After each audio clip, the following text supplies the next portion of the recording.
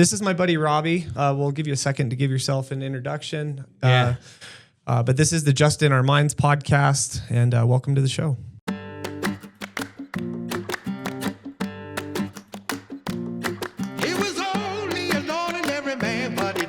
Thanks, man. I really appreciate it, Justin. Super stoked and honored to be here. Long time friendship, and it's really cool how the world comes full circle, and we just have to be like open to receiving the blessings. Yeah. So tell us a little bit about yourself. Where to start? Where to start? Let's see. My name is Robby Hargreaves. I am a entrepreneur. I own Solvang Skate Shop. I am a professional skateboarder. I've been skateboarding for 28 years. I am also a skateboard instructor. I've been teaching people how to skate for 28 years. Wait, 18 years. Sorry, 18 I've been years. skating for 28 years, teaching for 18 years. That is probably the one thing that I love. I might even love teaching more than I love skateboarding. It's really fun to watch other people get inspired and like overcome obstacles and challenges. I am a stage 4 cancer survivor. I have gone through drug addiction, alcohol addiction. But I've gone through my own trials and tribulations. And I'm on the other side of that. So I'm super, just thankful to be here, like rocking, skating, doing the thing I love. So Yeah. How's that? I know in our first podcast, so this is our second one. This is part our first two. video podcast, Part part two. 2. The other one I think was 2021, if I remember right. It was right after COVID. yeah, Yeah, I flew out. Which was fun. It was just a mobile podcast. dude, I think From I was LA actually to driving Santa Barbara. you. Yeah. Was it to the airport or to the train? To meet up with my sister. That's right. Yeah, we're meeting at like the cusp. I want to say it was Ventura or Santa Barbara. I think it was Santa Barbara. And then we met up with Tammy. And she took over.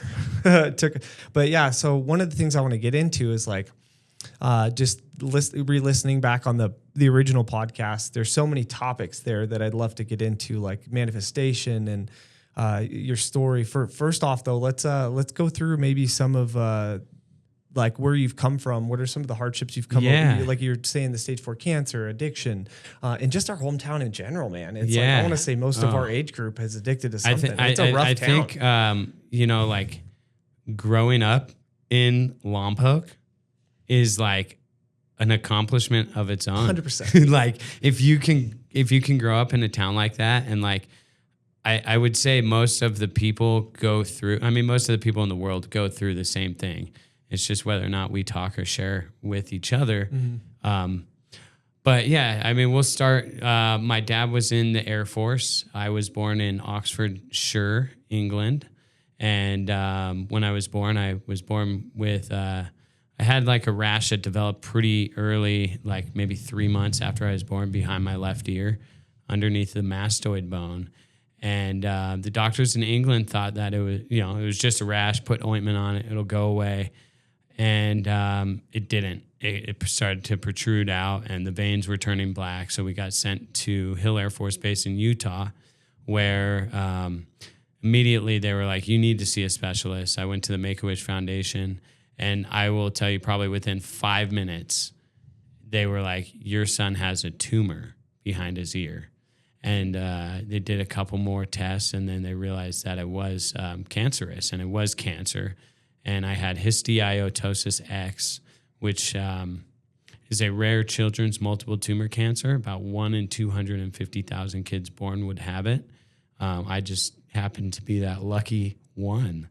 And so at 2 years old, the doctors told my parents that I would never see my 6th birthday. And I went through chemotherapy, multiple rounds of radiation, and I'm here. It's a blessing. Stage 4, that's crazy. Yeah, and man. not so you said 1 in 200? And 50,000. Oh, sorry, 250,000. Yeah. And I'm just wondering, on top of that, what's the percentage of survival at that? So you not only 1 in 250,000, so then you're just like a I want to say at that time, the survival rate was probably less than 20%. So for you, that's wild. So it's 20% of 1 in 250,000. So you're just like this special micro. What would that be? A one millionth of I think you have a higher probability of getting struck by lightning. Right? Maybe, well, hopefully not.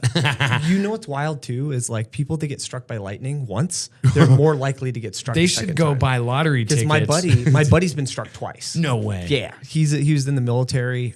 He was in Germany. He got struck twice. Wow.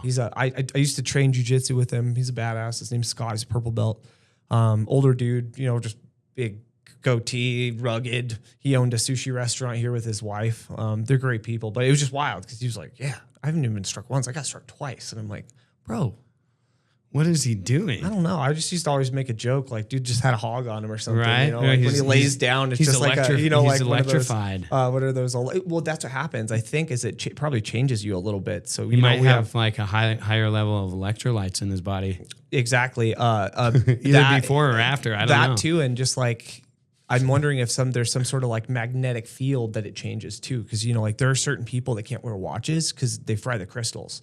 One of my old roommates was like that. So he can't wear watches. It just kills the battery. I didn't know that. Yeah. Wow. I forget what it's called. There's a direct name for it, but yeah, there's different, like you have your aura, you have vibrational frequency. Yeah. You have, some people just have a different frequency. I mean, it's funny. It's funny that you mentioned that cause, I think, obviously modern medicine, being treated at the Make-A-Wish Foundation, like with top oncologists, were treating me for my cancer. And I think that played a part, but there's one other thing that I think played a part. And I think we might have briefly touched on it in the first time we talked, but my mom would always tell me to hang in there. Mm-hmm. And I took her literal.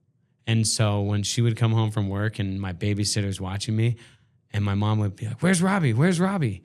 And I was literally like hanging in there out back from the monkey bars. I was just, "Hey mom, I'm hanging in there. I'm just hanging in there." Yeah. And like, I think because maybe I didn't realize the magnitude of what I was going through. And I was like, "Oh, if I just hang in there, I'll be fine." And so like, I just hung in there. I think that's awesome, dude. That's like one of those things, you can hear what people say, but until you can like translate it into your own version of what that is, it's like, that's real understanding. So you just understood that on a deeper. Yeah. That's kind of I don't know, maybe some natural intuitive instinct that I've had. I know like now, like I definitely try to listen to my instinct or my intuitive side, because that's usually like a message from God. I feel like, 100%. Like he's got the plan. It's just whether or not I'm willing and open enough to see it and follow it. You know, you get tired of swimming up a river, and God's like, dude, if you just turn around, go with the current. Yeah, exactly. Just right around the scary corner. And there's grizzly bears if you jump up the waterfall. Don't do it. I know. I'm trying to send you away from the salmon that are flowing downstream. Yeah. And so, that was like, that was the first kind of obstacle or challenge I faced in my life, and it was something that was outside of my own doing. It was it was just I don't know if it was an act of God. I would like to think that he doesn't place those types of things on kids. I know children are they're the holiest, man. That's what we should all strive to be like, is childlike. Yeah, what's that? 100%. Most people start getting anxiety once they lose recess. So when does anxiety come in? When your testosterone, estrogen levels start spiking up and you get out of elementary school, you don't get recess anymore. Dude, this is why I skateboard. 100%. Dude. Yeah, that's recess all day, man. Training, for people like us, we've been blessed enough to think outside the box, enough to know what works. We are hard learners, but we found our center point, which is recess for us, skateboarding, fitness, these things. And then we built our life around that. Yeah. And I think it's, sorry. No, you're good. I think it's important not to just live outside the box, but just like blow that box open, bro. Mm-hmm. Just blow it open. Well, and it's that flow culture, because a lot of people say they're always grinding, pun intended. But I would say I'm always rolling, right? Exactly. Pun intended. Yeah. Yeah. Keep those dopamine levels up naturally. But what happens with like the grind culture, and it's something that I come to realize, well, you know, you've used a wire wheel, you've used a grinder before. What happens if you take a piece of metal and you just constantly grind? You run out of material. Oh, yeah. But if you can flow, you can constantly flow, you know, like we were talking about. And if you're not putting too much pressure on that wheel, it lasts longer. 100%. So, and that's where like friction, right? And so that's like the friction of us like fighting God's will, God's plan. Flat stop. Dude, like it ages you faster, bro. It does. Yeah. If you power slide too much, right, you're going to get a flat spot. 100%. You know? I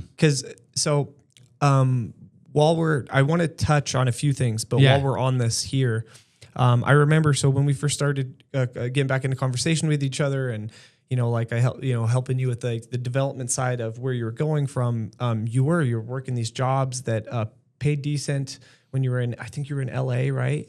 This is before Braille. Well, when I moved to LA, honestly, the same week I signed my lease in LA, I got a job working for Braille in San Francisco. And I was like, how do I make this work? Because you were, I remember the transition there, and you were working as a 9 to 5, kind of a contractor for yourself. In between that, and you were working for. I think when we started talking again, I think I was working at Monarch Dunes. Yeah, because I was living at that condo in Buellton. Yeah. And that's when I lived there. I was a greenskeeper, and but just working jobs where it's like there's turmoil between that and just not living your purpose, and not living your purpose, and then like also like you have a job and you're not being paid your worth, right? And it's like nobody knows our worth but us, and then it's not up to other people to see it, but it's up to us to show them, you know. And so also it's like, there should be people like in our lives, like we should be surrounding ourselves with people in our lives that are like, hey, you're doing really good right now, and if you just keep grinding this way for the next 1-2 years, like you're gonna be a beast. Like you're gonna be doing the thing that you are best at, you know. I heard a quote earlier today. I did put it, I put it in my phone just because I knew I would forget. And as I was like, it's crazy how it just happened where you brought something up about like work. And so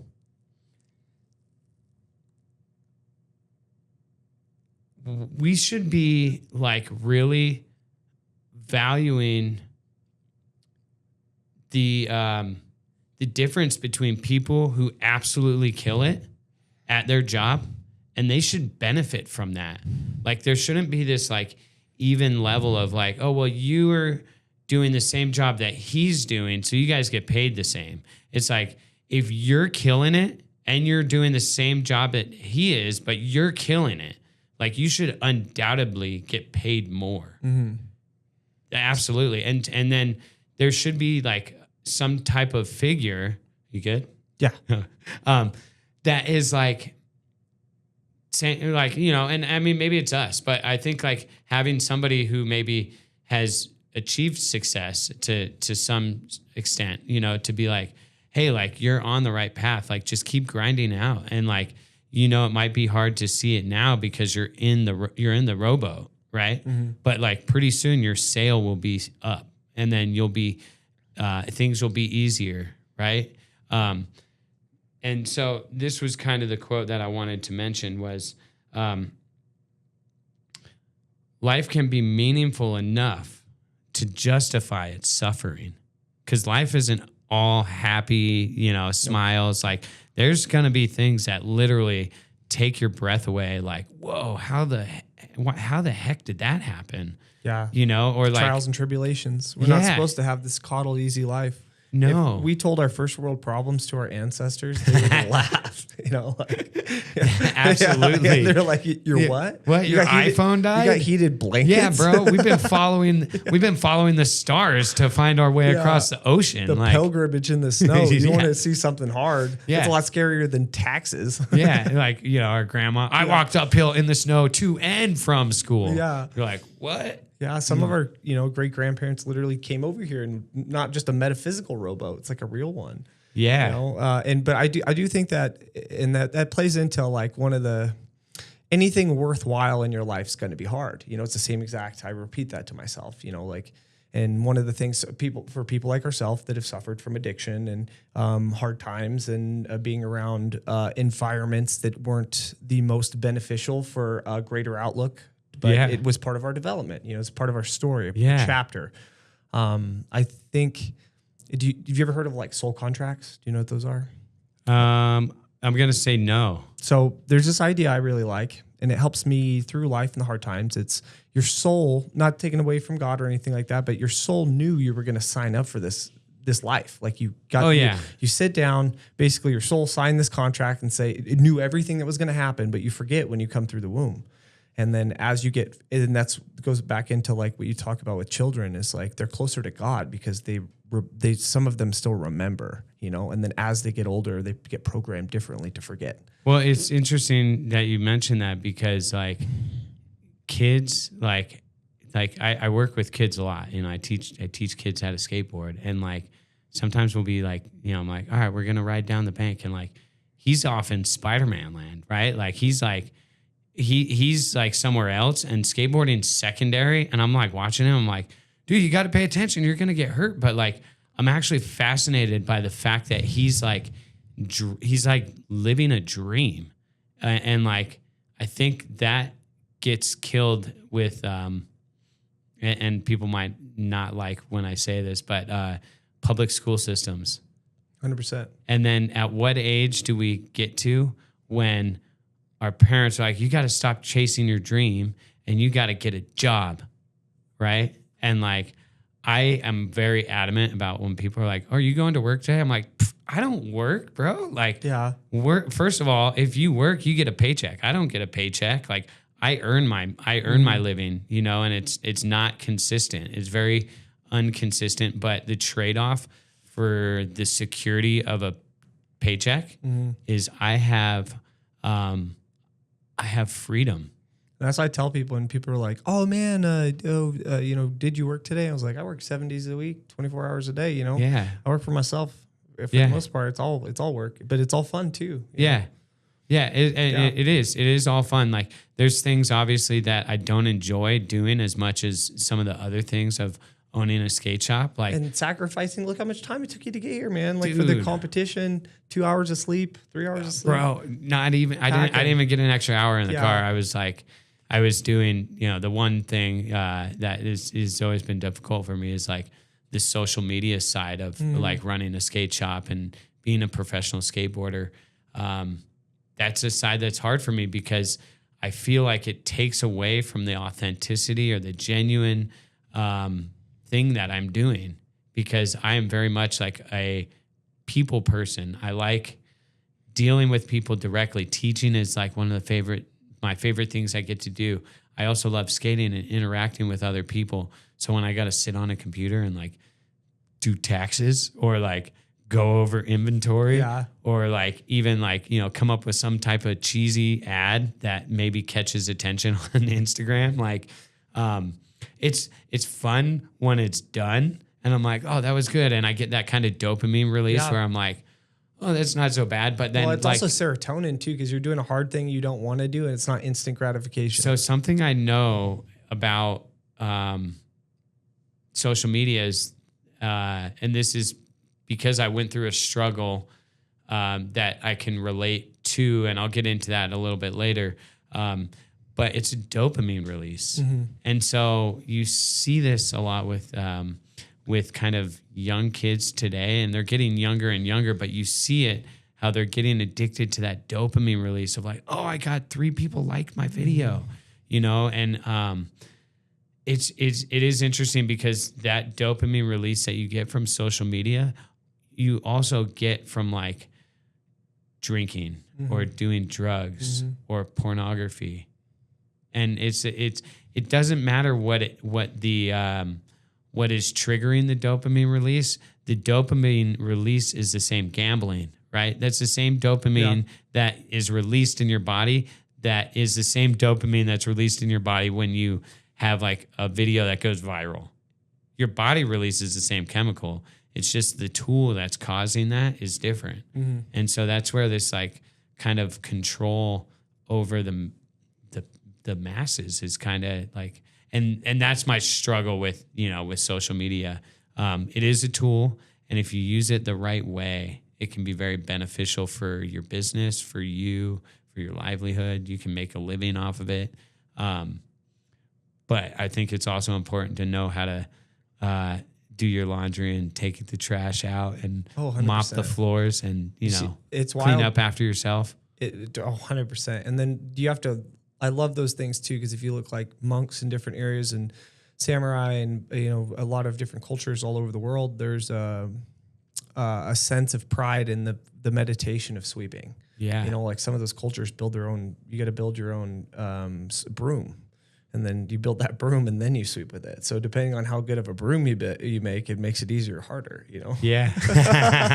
And then people I kind of like that. Yeah, no, it's a real thing. You can look into it. You want to wash your clothes? Make your own washboard. Right. Well, that can be a thing, like, yeah. or, whatever. I do think there is some value to that because typically if you build it with your hands or you build it yourself, you're going to value it more. Like I know my first car my parents bought for me, like $1,000 car, like it was a junk Hyundai Accent, before Hyundai had cool cars.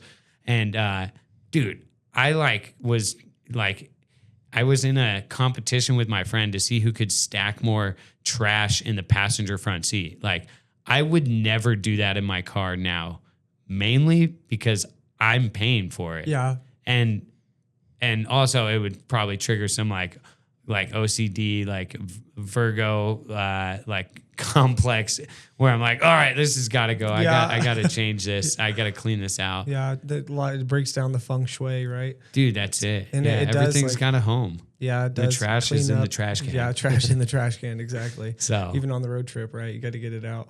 So I don't want to go too far yet without like just kind of wrapping up with the cancer.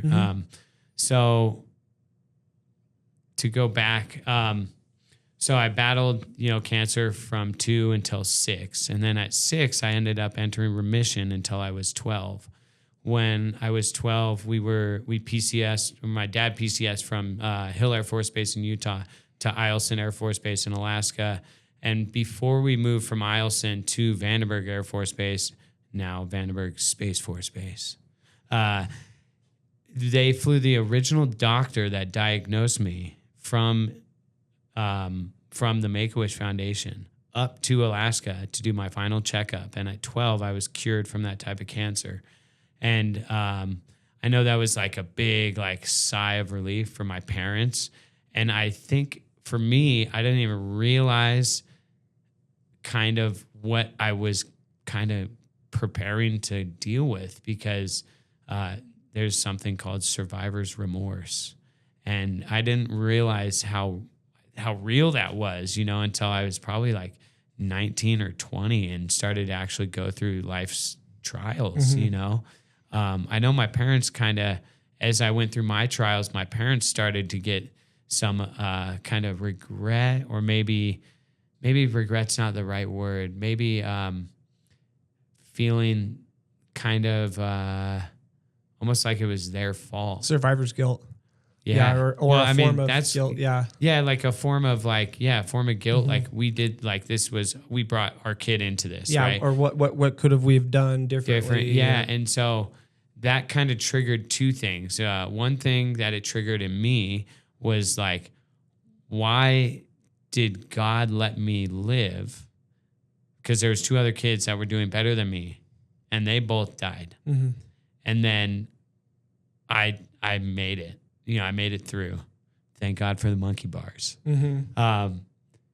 But, so I started to like go through these like high school relationships and things that maybe kind of like hurt my emotional side, and was like, man, why am I here to like deal with this pain? Like, this sucks, you know? That led me into another path that we're going to get into for sure. But then the other thing it triggered was my parents kind of becoming these helicopter parents. After like, until like 19, there was like, you're good, do your thing. But then when they started to see me struggle, they were like just on top of me. And that just like really escalated things. And that kind of took me into, you know, we'll call it the 20s of my life, man, the 20s to like early 30s. They're probably 31, 32 maybe. And that was just like, you know, 19, 20, 21, and then 21, 22 is really when a lot of that's kind of that next chapter kind of took fold. So what I'd like to do is once we wrap that portion up, I'd like for us to go through kind of some of the maybe brief touches on your skateboarding career before you were 20, and then we'll go in right into because the skateboarding kind of coincides with, because you started real early, pretty early age. Is that like 7? No, I got my first skateboard. Honestly, I must have been from a garage sale when we lived in Alaska, and it was a Nash. Oh yeah, like the plastic wheels. No, this is when Nash still made wooden boards. Okay, and so eventually, when Nash got sold out to like probably Big Five, then the boards became like more laminated wood. I don't know if that's the correct term for it, but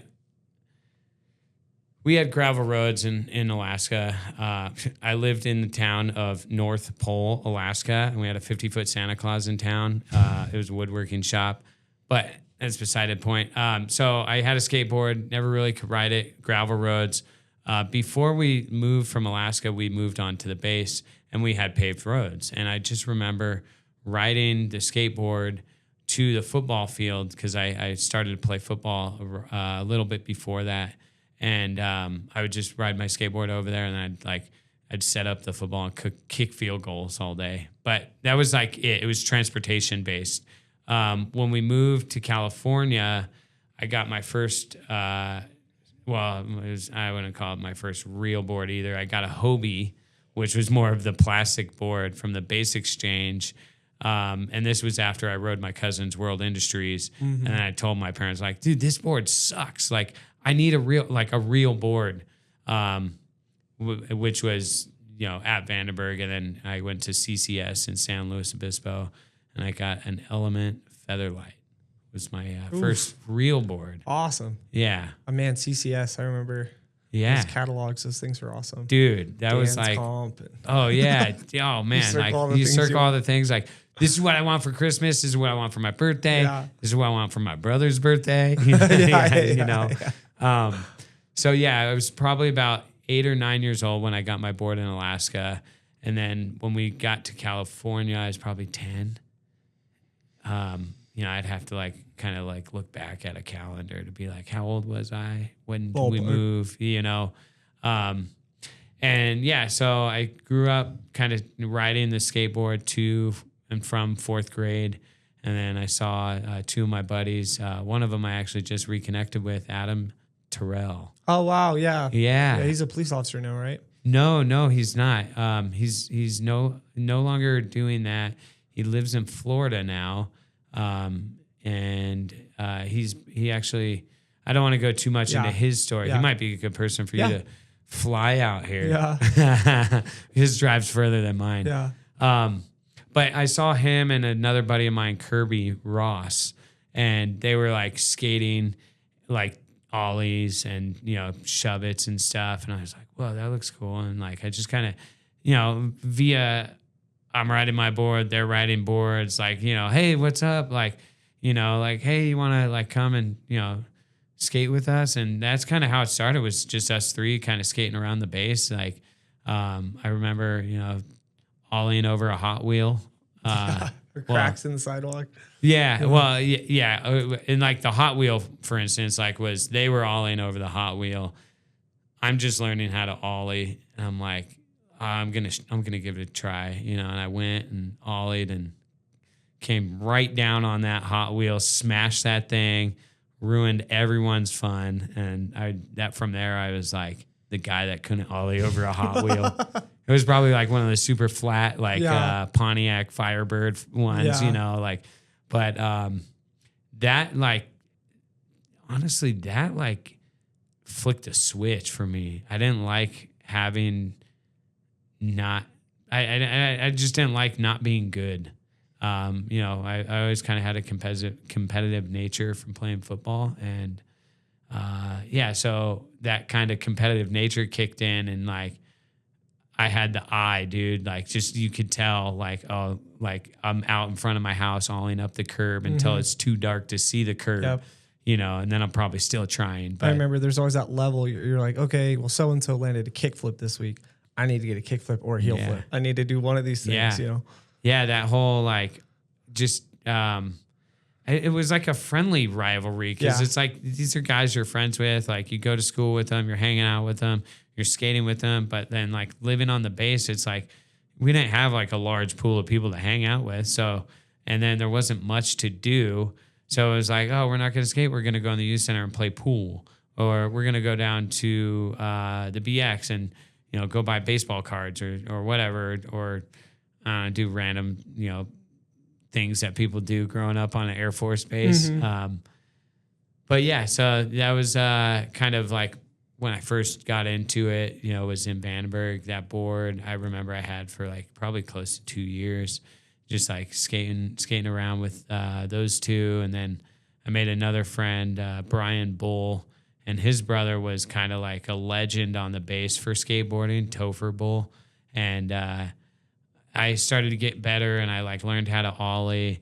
And then I saw him like, oh, he's always doing kickflips on the sidewalk right in front of their house. And I remember going up to him and be like, yo, can you teach me how to kickflip? And he's like, heck no. I learned how to kickflip on my own. You got to learn on your own. I'm like, what? Like, oh, okay. I'm like, fine. But like, that's also something I remember.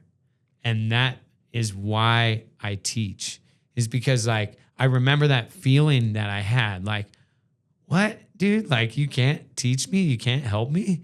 And just like, as I got older, I'm like, oh, like I really like, you know, sharing, and I like working with kids. You know, when I was like, I think 18 or 19 is when I started teaching people how to skate. And I realized that, you know, I can help other people learn at a faster pace than I did. I think I did everything wrong for the first 5 years. I pushed Mongo. Yep, I still do. Goofy Mongo. But you know what? Goofy Mongo is accepted in skateboarding. Yeah. But for whatever reason, regular Mongo is not. Yeah. And I think that should change. Everybody used to poke fun at me until I could ollie one-footed manual further than people could manual. Yeah. I mean, if you got the balance on your back foot like that, and then you're like twice as tall as him, they're like, well, how's he doing that now? Anyway? Yeah, now it's different. But when I was younger, I was actually one of the shorter ones of my friends for a little while. I think I was taller than you. Yeah, you were for a while. Definitely was. No, you were for a while. Really? Yeah, I didn't hit a growth spurt until probably my freshman year in high school. Okay. You know, freshman, sophomore, junior year. I was below, because Tony was taller than me, and you're taller than Tony. Tony Frederick. Do you remember Tony? They call him Dusa, but he was pretty good at skating. He skated part of our Lompo crew that we would skate with. I grew up on the base. Yeah. I wasn't allowed. You know, I was the base goonie. Yeah. You know, I wasn't. I was like ostracized for being the kid from the base who pushed Mongo, called varial flips backside flips. I learned that trying to kick flip. I was like all messed up. Like there's nothing wrong with wearing a helmet, but I was definitely ostracized for that. It was an interesting dynamic for kids wearing helmets in the early or the 90s and early 2000s. I mean, there's still that like kind of a stigma, and it's like you only have one brain. You can't go back and like put a helmet on after the fact, like after a brain injury. Like, you can't go back. You know, and like that's something.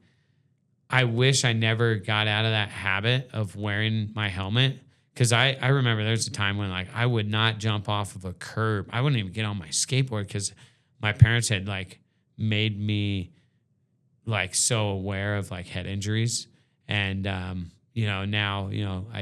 it depends on what I'm skating, even though like I can hit my head, doing, it's always the stupid thing, right? You're rolling off a curb, doing a 1-footed manual, bam, you hit your head, so there is a level of risk that is assumed on my end. And that is also part of the beauty of skateboarding is, I think this something Jordan Peterson said in his book was, don't interrupt kids or children while they're skateboarding. And that's because like we understand the risk that we're taking and we're fully willing to face it head on and overcome the obstacle or the challenge that is being created with the fear aspect involved. And that's really where like we can like elevate ourselves spiritually, mentally, physically. And I think that's really important, like to kind of face those like fearful challenges. Like how many times, Justin, and you don't have to say anything, but how many times have you gotten in a car when you were younger and were just like pedal to the metal, or a dirt bike? Oh, both. Yeah. Cars and dirt bikes. I used to race my car back and forth up like Sabata Canyon Road and some of the other ones, I Street, and just at night racing up and down the road. And think about the danger in that. 100%. Right? But like that, for what it's worth, gave you a baseline of like, this is what I can handle. Mm-hmm. And I think that's dangerous. Yeah, we're all scared of stair sets, handrails, awling up and down curbs, But like it's a necessity. It is. Like being it's staying just beyond the discomfort and being in the center of that darkness and being able to handle. Because there's a lot of kids that don't play sports, they don't do skateboards, they don't do anything, so they're just always in a comfort blanket. I love when I have a student who's like in that comfort. They're like an egg with an eggshell, and I'm like, dude, just be a hard-boiled egg, take that shell off, you know?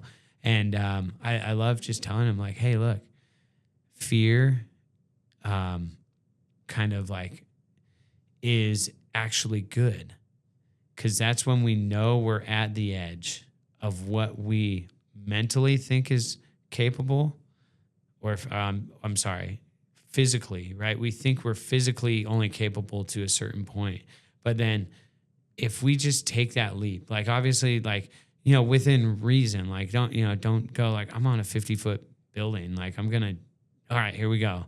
It's like, no, but like dropping in on a vert ramp, if you know how to drop in and you have somebody there that's coaching you, like, hey, you can face this fear. Creating calculated risk. And so like the calculated risk thing, that can be troubling, right? But I think fear, anxiety is like right in that's in the same area as progression and growth. Like that's where that lives. Progression and growth lives in fear, right? And you have to go through fear to get progression and growth sometimes, And so that's like really important, is to be able to push yourself mentally, because your brain is meant to protect us, right? And so your brain will almost always advertently try to redirect you when that fear kicks in. And so you have to tell fear, you're not in charge here.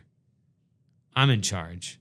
And don't let the fear win, because most of the times, if you let that fear win, you're going to be that eggshell all of your life. Yep. And you're never going to live. It's always going to stack more and more fear. That's what creates this weird anxiety. Amen. And then you get like with jiu-jitsu or skateboarding or anything like that, as long as you have this like hard thing, you can focus and create purpose, and then you realize you can overcome that fear, is huge. A lot of people don't have that anymore. Yeah. And then I think that's why, we have a lot of soft fourth place trophies and stuff like that in society now, is because people don't know how to hit the ground. They don't know how to you got to learn how to fall. No one can teach you how to fall. They could tell you what to do, but if you don't get your hands up, especially you see adults, you forget sometimes, like, oh yeah, I got to teach you how to fall in vert compared to the flat ground. Dude, there's totally a big difference, because different. that ground comes fast. Yeah. Hit your mouth. Yeah. And like vert, you want to like stand up on your knees Yeah. and slide it on your knees. Yeah. Street, you don't really want to do that. Like tuck and roll. Tuck and roll. I took gymnastics when I was a kid, kind of right in the same time frame as me skateboarding. That's where those hand plants come from, huh? Bro. Yeah, well, no. Kind of, maybe. Yeah, maybe. Yeah, practicing handstands and gymnastics. Just like the back inversion. handsprings. Yeah. The inversion aspect. Trampolines and stuff were big. Dude, trampolines. Yeah. Dude, backyard wrestling on the trampoline. Yep. Yeah, I know you remember those times. Yeah, I lived that life. Yeah, dude. I still live that life. No, I don't. Yeah, I do, but I do at a more calculated version. jiu-jitsu, wrestling, grappling. Oh, it's not the trampoline that's in the ground? Yeah. No, not anymore. We have one at my house, though, in the backyard. All right.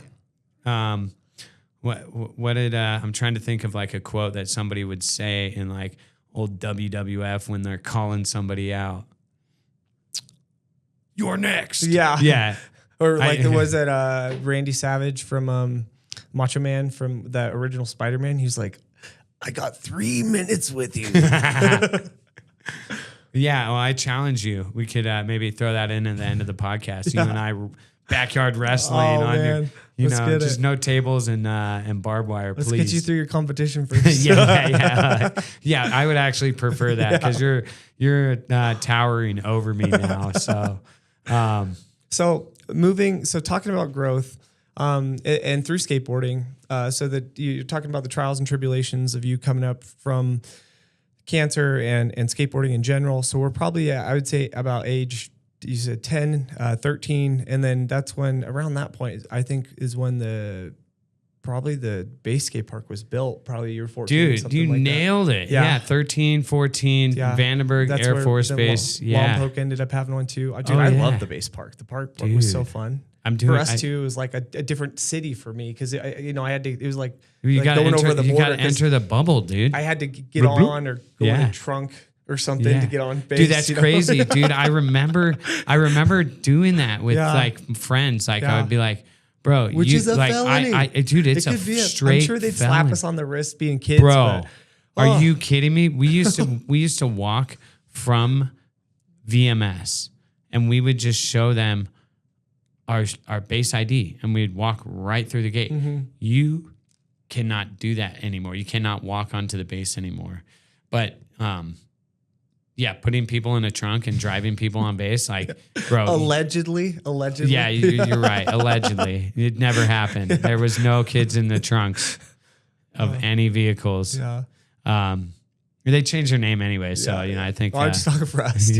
Allegedly, is an idea that you don't need to do ever.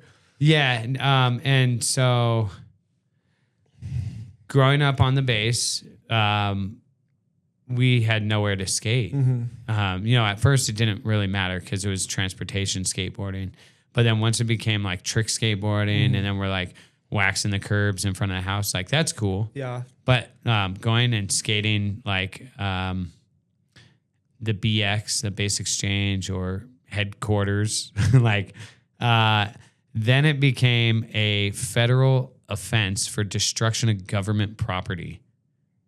And that was kind of where everything changed, where we no longer were able to skate freely, but we would have to skate and we'd be skating at the movie theater on the base. And there's a forced stare in the front. I just remember, always ollie 180s, pop shove it, kickflip, at some point. But we would see the military police coming up the street and we would book it, dude. We were running from military police, which is also a felony. So now we're committing 2 felonies. Yeah, I remember those days. 13, 14 years old. Allegedly. Yes. There was no running. We just sat down and we knew we were busted. No, dude. It was wild times. I remember. And you lived out there. So I just remember going out there and being like, poof, so like you were probably less likely to get in. Like, so what would happen was, they would wait for us to come out of the woods because we'd run into the woods allegedly. Mm-hmm. And then they would pick us up and they would take us over and they would interview us and they'd be like, so why are you guys doing this? Why are you doing that? Do you realize what you're doing is actually a crime?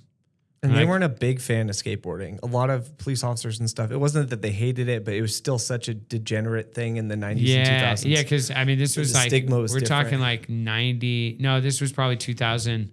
It was probably right after 9/11, 2001, 2002. And so then, you know, I'm getting taken home by the military police who would basically show up at my house. And then, you know, he's lecturing my dad. Then my dad lectures me. Then my dad goes to work the next day. And his first sergeant's like, you need to control your kid. So then my dad's getting lectured again. And then, you know, when my dad comes home, I'm getting lectured again. I'm getting spanked, dude. Yeah. Like, this is when that was still allowed, you know? They had 2000s. And like, dude, like, beat down. Dude. Go pick your belt or your stick in the backyard. That's what, do you want the leather belt or do you want the cloth belt? And you're always like, no, don't use mom's belt with the buckle. Yeah. Turn around. No. Yeah. No, I'll take the wooden spoon this time. Yeah. Dude, like, so that was like a crazy time, bro. And like, my parents would not let me go down to Lompoc Skate Park unattended. They were like, heck no, dude. We're not. Lompoc was wild. Lompoc was wild back then, dude. Like, a lot of drugs and gang problems. So especially the projects right across the street, dude, all that stuff. PA right there. Yeah, dude. just getting, and then just over time. Yeah, and then before the aquatic center was rolling hills or just people smoking weed and like. Yeah, all the high school, the Kirby style that just hung out in those bushes back there on the other side of that hill. Dude, I know. Yeah, I forgot about that. And there used to be that like pathway where you could skate and like people probably jump out and like, give me your board. Right. Yeah. So I was a pretty aware kid and I would always hear my mom and my dad talking. And my mom was a budget analyst for Vandenberg. And she would always like, be talking with my dad, like, year-end closeout. It was in October-ish, I believe, for the military. And my mom would always be like, Minot, North Dakota just sent us $9 million at year-end closeout. And they have like 3 days to come up with how they're going to spend it. Or they lose the funding, and then they get less funding next year. But if they spend it, then they get more funding because they needed it, right? So I heard my mom like 2 years in a row, like, everybody's getting new office furniture. I guess everybody's getting new flat screen TVs. And I'm just like, what are you going to do with the old ones? We just put them up for sale for like a third of the cost to get some of that money back. I'm like, hey, why don't we build a skate park? And that's what we did. So, dude, that's amazing. My mom put me in front of the 30th Space Wing Commander. And we got all my friends together that skated on the base that were getting in trouble for skateboarding. And I was the first person to say anything to Commander Worley. And I said, skateboarding is a positive recreational activity that can and does promote a positive lifestyle. How old are you? Like 13, 14? I was 13. Okay. And he loved it. He loved the idea of giving us a place and a space to go and skate and not have to like be in front of the BX where people are like, whoa, like what that kid just jumped off the curb. Like, we're not even close to the car. Yeah. But, you know, it's like just a safe environment. You know, it's fenced safe in. Environment. Yes. And so creating your own after school program. Yeah, Purdue. And now I teach after school. Yeah, I teach a program on the base. I got a summer program coming up. This one is going to be completely free to the kids on the base. And it's really just to give back to that community. You know, I'm a military brat myself, so you get the good side, the bad side. Yeah, it's a clean atmosphere out there for the most really part. Is. So it was hard for troubled kids. You could see it, you know, like kids that didn't fit in or felt like they didn't fit into. Yeah, that. Skateboarding is a great especially outlet with for VMS those kids and different things. You know, like it was a very interesting dynamic. So the skate park ended up getting built, dude, like 7 months, bro, super fast. They had the money, they had the space. Whoever designed it too. I mean, it was good. Yeah, I was gonna say that was me. So that was my design, and you know how I designed it? On the Tony Hawk pro skater, skate park designer. Oh, you built it and then I built it and then I showed him. That's amazing. And that was a good I'm trying to park. think of how I showed him at that time because that was like before cell phones. I'm trying to think how I would have. Did they take your game with you that you could save it on there? I Your brought dad my popped console. it in. I popped it in the commander's office. Yeah. I wish that was the case. Yeah, you're like, dude, kickflip, I think Commander. what I did was I probably created it on the game console and then I probably drew it. Yeah, by hand. Drafted it out. Yeah, I drafted it out. And so dude, that's brilliant. That's amazing. got the largest cement skate park on a military base in mainland US built when I was 14. That's amazing. And it's it was still there. It's a great park. It's great. Yeah. I skate it like a couple times a week still. And it is been there for 24 years. And I can tell you that's probably affected countless kids. Dude. Between there and Solvang Skate Park, stepped up my vert game and just like doing handrails, things like that. Like that skate park for sure. Because then you go to places like LA and stuff, and you're like, it's a whole different ball game when you're. Yeah. Because I remember being 15, 16, 17. I'm kind of like on the fence about Solvang, but that's like maybe for another podcast. Yeah. I don't know.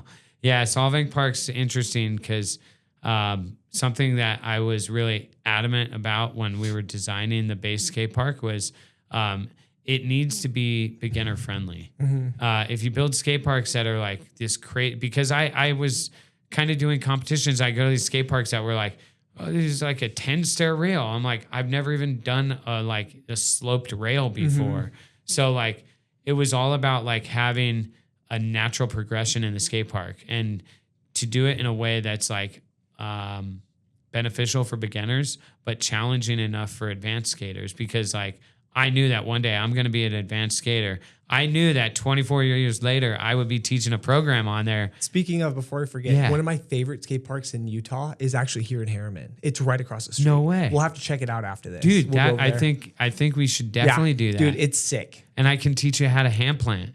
Oh, this is a great, hold on. This is a great opportunity for me to show you. I brought you a gift. Oh, you did, brother? I did. And so now you have no reason to not go skateboarding with me. This thing is sick. There you go. Brother. Oh, I like the chrome too, the gold. Yeah. That's sick. Good stickers. Yeah. I even color comboed the stickers with the board. Dude, look at this thing. Yeah. What's he rolling? Oh, he's rolling 7s, bro. Lucky number 7. Let's go. And then you got the matching wheels, color coordinated with the trucks and the board. It, brother. Thank you so much. Man. These are sick. And those are the X Formula 97A. So it's a little bit softer wheel. So it's going to absorb the imperfections in the concrete, make your ride more enjoyable. Dude, this thing's sick. I don't know if you can tell, but I own a skate shop. Yeah, he does in Solvang, California. So I also used to work at Bones Manufacturing. So I know a thing or two about the Bones wheels. What was that other one too? Bones Manufacturing and then the Skate One, right? Bones Manufacturing's within blanks. Skate One Corporation. So well, while we're on skateboards, give us a little breakdown of maybe what we have going on over here to our left, so I currently ride for okay, we're good. Yeah. So I currently ride for Reliance Skateboard. It is a Christian faith-based company. This is Brian Sumner's pro model. It's got a Bible verse on there, John 10:10. I'm not going to pretend like I know that verse off the top of my head. I remember John 3:16 and Austin 3:16. I don't think that's the same verse, but it's it's really cool to be a teammate with Brian Sumner because I remember growing up watching One Step Beyond, and Brian Sumner had a part in that. He also, I believe, had a part in The End, and it's really cool. Like I had an opportunity to have like a hour-long phone call with him the other day. And it was probably like 2 or 3 weeks ago, and it was just, just really full circle. Full circle. Yeah. So going back to speaking of full circle, like being able to go into that, so you had that skate park open, you're 13. As you're going to 14, 15, when did you start doing competitions and when did you think your skateboarding career really started taking off? Never. Never? No, I mean like No, skill wise, you know, because you you. were maybe you didn't see yourself as that, but you were always one of the best skaters that we knew.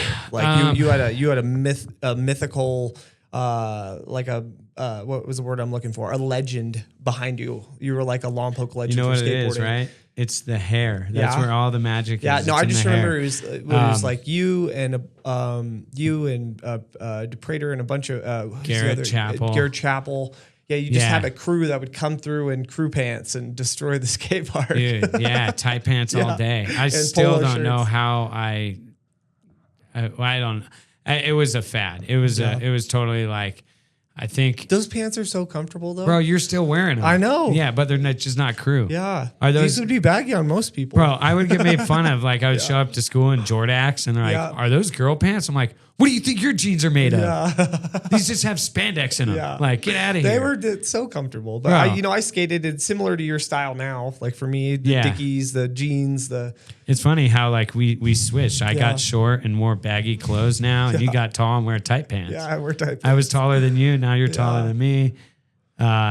So I would say I started competing probably 12 or 13 before the base skate park was open in California Amateur Skate League.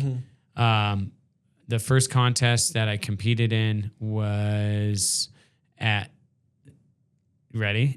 Skate and Jam in the village. Yeah. Bro, how cool was that place? What was the skate park that was next to the donut shop? That was in Lompoc. Do you remember? It was not XY or SY Skate, or was it? Oh, the skate shop. Yeah. Y2 Skate. Y2 Skate. Yeah, that was I opened in 2000. Yeah, Y2 Skate. It was during the Y2K fear, you know, like, oh my God. Yeah, because there's always been Surf Connection, and then there was Brian's shop too that I used to Black Market. Black Market. Yeah. There's 3 skate shops in Lompoc. It's a 1.25 mile by 3.5 mile town. Yeah. 3 skate shops. I think now there's like 30 something dispensaries. Yep. Like, why? I don't know, because it was cash grab. Everybody. Well, I know why. It's Lompoc is the flower. It was at one point the flower capital of the world. Yeah, just different type of flower now. Yeah, devil's lettuce, man. Yeah. Got to stay away from that. So I started competing probably 12 or 13. Castle, California Amateur Skate League, the Skate and Jam in Vandenberg Village. I don't even think I might have got 5th or 6th place, but like just like having that kind of competition kind of vibe. Lompoc had some good skaters though too. Who's it? Eddie? Was it Eddie Sanders? Yeah, we're friends on social media still. Yeah, and then there's like some of the other good guys too. Was it Lucian in that group too? Let's shout them all out. Yeah. Lucian Loera, Jason Mosqueda, Randy Cobble, Angelo DePrater, Jason Smith, Ryan Palmdale, Zach Fleester, Corey Cox was Corey really Cox, good. George. I don't know George's last name. Dang, there was 2 Hispanic guys too. Rudy Cisneros and Hugo. Hugo, yeah. What's Hugo's last name? I don't remember. Hugo Villa. Yeah. Rudy and Hugo, they were inseparable, and those guys helped me out so much. Bro, I was just skating with Hugo like a couple days ago, actually. So he's like teaching his daughter how to skate. Awesome. And he was like getting upset because he only has one skateboard, and she's like, "Dad, let me ride your board." There was Lil Chris and.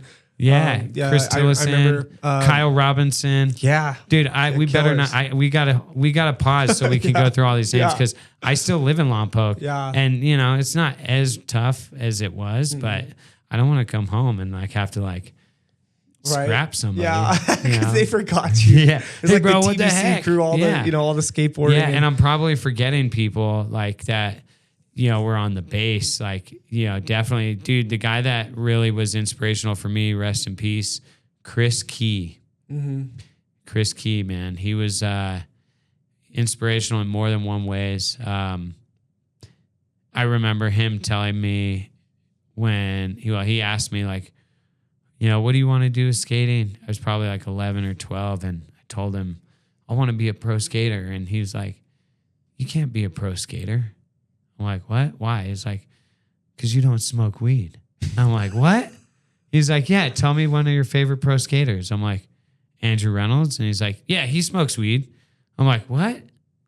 I'm like, Jeff Rowley. He's like, dude, he definitely smokes weed. Jeff Rowley's dude. He was like, like every skater I named, he's like, oh yeah, that guy smokes weed, and like totally like, dude, hurt like that hurt me. I was like, what? Because like I didn't get into smoking weed or anything really until like 19, 20. You know, so like at 12, dude, like what? No, Andrew Reynolds doesn't smoke weed. But then he was like, yeah, dude, piss drunks, bro. Like, come on. Like, he's like showing me all this stuff. Like, I'm like, Tony Hawk? He's like, okay, you got me there. Yeah, he probably doesn't smoke Chad weed. Muska, all those guys. Yeah, like Chad Muska. He's like, dude, his Muska's shoes are for weed. Yeah, like, what do you mean? That little pocket on top, the zipper pocket. Yeah, so, oh man, I'm like, damn, I forget. Skateboard. Yeah, no, yeah. No so worries. Chris Key was like really an inspirational person for me. I just remember the summer before he moved, we were skating at the theater, and I was just sitting on the curb watching him do hard flips. And I was like, bro, your hard flips are sick. And then he's like, those aren't regular, dude. These are switch. And I'm like, what? Whoa. That's switch? And from that day, I was always like, I'm going to learn that trick. And that is my favorite trick. I love switch hard flip. There was a point in my life like that was my go-to. Like I'm still pretty good at them. I would say it's not like the first thing I'm going to throw down like a 8 stairs or any but I can still do them pretty consistently. Mm-hmm. I'm going to do one tomorrow at the Crusher Cup. I know there's a set there that's got to get switch hard flipped. I'm going to do it for Chris Key. Would you say that's kind of like a bank, like a good trick for a bank? Because I remember those pressure flips like over the flat, like you come up a bank over the flat. So I don't like, I don't really like doing them out of banks. I like doing them off of things because I've really figured out the pressure point for the pop. And so when I go up the bank, it kind of throws me off. Okay, that makes sense. Ting, ting. Yeah, you got to set up. It's a weird setup. It's a little bit different setup. You almost want to set your front foot further back to allow the board to lift or come into the body more. And so, off of stuff. So I like going off of a drop to flat or flat gaps. You get that clean pop, tuck the legs. And then tuck the leg up. And you just cradle the board into your body. Casper flip was always my favorite. Casper flip or hospital flip? Yeah. Once I got good enough, the impossible flip was the next one. But I used to do the front foot Casper flip. Where you would flip it halfway and then... Yep. So that's a hospital flip. Hospital flip? Casper flips with your back foot. Oh, is it? The only reason now? I know that is because I'm friends with Andy Anderson. Back in the day, I didn't know there was 2 different ones. But yeah, I didn't know either. I thought it was a Casper flip. And you know what? I might be wrong. Maybe it's opposite. Yeah. I'm not the freestyle guy, and I used to be able to do those off of stair sets, but that was my whatever go-to. It is. It's the flip. Yeah. The best I ever got was I used to be able to do a 1 foot impossible varial, like a 270, and be able to land it. Ooh. So it just whips. Yeah. With you, and you go in the direction of the board, and then the height. Oh, and you rotate. Your body rotates the other way. No. Same. So it's impossible 180. Yeah, or 360 is when I would be able to flip it all the way underneath me, and I was able to do it up the bank. Okay, it's similar to a laser flip, right? Or is that heel flip? Heel flip. Yeah, laser flip is front side. Yeah. So that would be going behind you. Impossible. Mm-hmm. You can do front side impossibles, but that trick is crazy because you got to wrap it around your heel. Mm-hmm. There's a trick actually I did recently. It was fakie, so half cab, impossible. But since it's a half cab, it's a 180. It's not like a fakie impossible. So it's a fakie impossible 180. And that trick just looks cool because the board does a 540. You do a 180. Oh, wow. That is sick. Yeah, so that one's fun. But I'm definitely throwing a switch hard flip tomorrow. I'm going to do it for Chris Key. For Chris Key. Yeah, he passed away probably 2000. I want to say either right before or right after I graduated high school. It might have been 2006. And he passed away from leukemia. And I want to say he was 22, 23. Yeah, really young, dude. Really unfortunate. But that guy, he was such an inspiration for me, and he had like just such a real good, like kind of style, kind of, I mean, we all go through our troubles, that's kind of why they moved. But yeah, I remember him and Aaron Spencer. That was another guy, Miles Fleming and his brother, Mike Fleming. Those two were also like kids from the base that really inspired me. They had kind of been skating, then they moved to the base. Kirby Ross, Adam Terrell. Yeah, a lot of those guys like were kind of the inspiration. But I started competing, and then I kept like I really liked doing castle. I would always like get in my head, and I'd start watching other people skate, and then I was like, oh, like I'm not doing that, and then I'd be like, I'd start skating out of my comfort zone, and so I wasn't really competing very well until probably the 2004, 2005 season of Castle.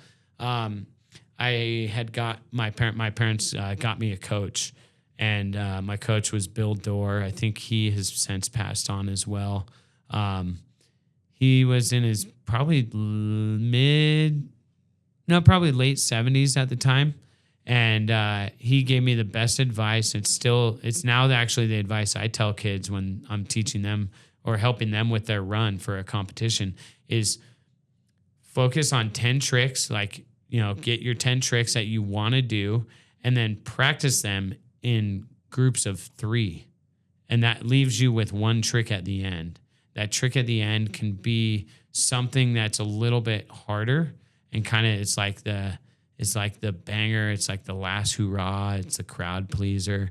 And so when you start to break it down into segments of 3s, you're making it digestible. But if you're trying to do a run focusing on 10 tricks, it's like eating an elephant. So it's like this big thing, 10 tricks, 45 seconds or a minute run, and you're trying to and then you start just to get frustrated. So it's practice the first set of 3 tricks 3 times, do that over until you land it 3 times in a row. And then do the second set of 3 tricks 3 times in a row. And then the third set of 3 tricks 3 times in a row. Get that dialed, because then you've created the muscle memory. You've also created the visualization physically and mentally. So now you know you can do it. You know how to feel it. And then, it's been digested, and then you practice your run as an entirety. And then you throw that last trick in there. And so if you can go through those 9 tricks and make that last trick, you're going to win the contest. Absolutely. Yeah. So first contest, when I had that kind of program initiated for me, I won. And it was my first contest that I ever won. And it just happened to be California State Championships in 2004. And that was the only major competition I won until 2024. Okay, which is really 2023. Recent. Yeah, sorry, and that was the next major competition I won, and that was mainly just because 2004 I was 16, 17, and then I kind of started to get into some of the trials and tribulations. Mm-hmm. You want to start opening up that? Yeah.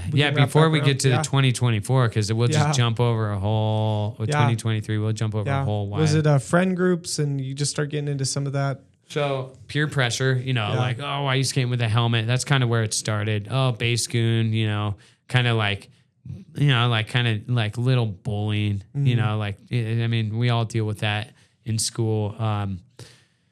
And then,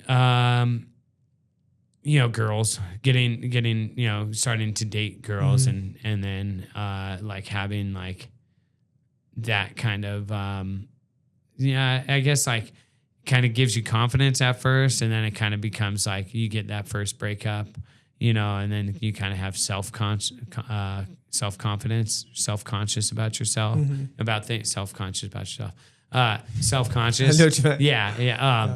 Yeah. So, that was kind of like like moving way too fast in relationships at 15, 16, 17. Like, there's no reason at that age to be having sex. It was prevalent in our hometown too. There's a lot going on. Super prevalent, and like, man, I don't know if I've said this in a public setting, but like, I dated a couple girls, and then we're going to have an anonymity here. I'm not going to say names. Yeah, I was going to say you don't have to worry. I'm not going to. Yeah. That's not fair to them. But my high school sweetheart, I was like in love with her, and I think I was confused with lust for love, but I cheated on her, and then I like lied to it like it never happened, and that was like a lie I was telling myself, which is the worst person you could lie to. It's like one thing to lie to your friends, like, and your parents, but it's another thing to lie to yourself and believe that lie, like I didn't do it, and man, that was really hard for me, and that was my sophomore going into my junior year of high school. So that's like 2004, 2005. Right after I win this contest, I got like the wave behind me, and then I like try to swim upstream, Yeah. And like, man, like it took me just until, dude, like 3 months ago to like really like reflect and like identify with where the pain, regret, remorse was coming from. It was coming from that. And this is huge for me to even to share it without like getting choked up. Like, and that caused me to start self-medicating. The relationship should have ended, and I was, pulling every string to make that relationship go. And not only was I setting myself up for a catastrophe, I ended up causing a catastrophe in someone else's livelihood. And that was something that I bared a burden of for,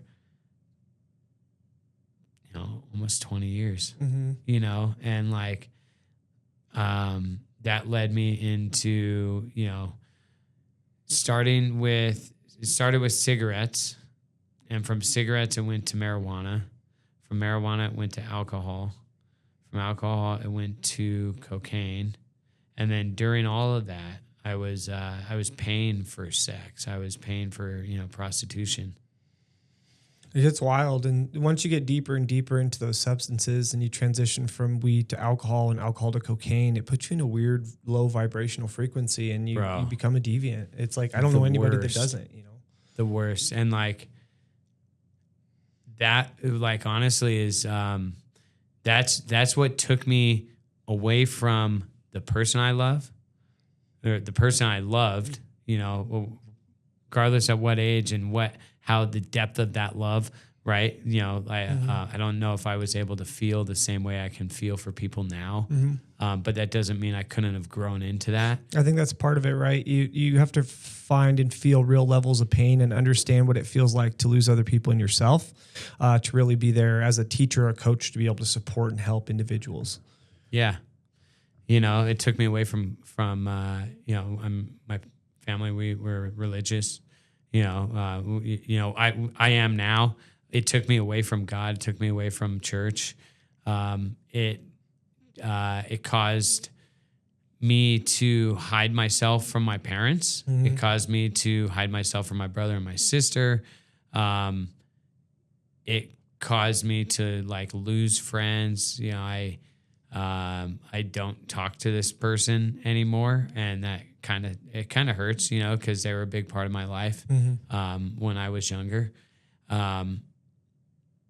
And yeah, that led to me, like, I took myself away from skateboarding. It led me into like not thinking about like my future self, not treating myself like somebody I'm responsible for, right? It's just, I'm just trying to like manage the day-to-day stress in a way where I don't have to think about the trouble or the burdens I've created for myself. Mm-hmm. And well, for one, it's escapism. It always leads to a victim mindset, and then the world starts feeling like it's against you. You know, for a lot of people when they get into those realms. Yeah, you know, it's like it's the world's doing this to me, Mm-hmm.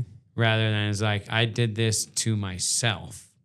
And so, what are some of the biggest takeaways from your substance abuse that you've realized, and what would be some tips and tricks that you'd give other people that helped you along the way?